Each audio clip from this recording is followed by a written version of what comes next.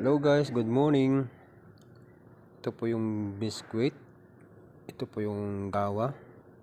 Gawa po ito, hindi po siya coffee. Gawa po ng Saudi. Nandito ako sa store.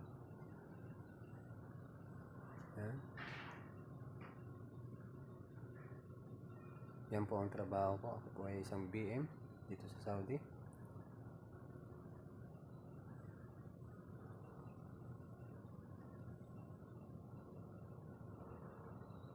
Yan. Yan po ang store ko.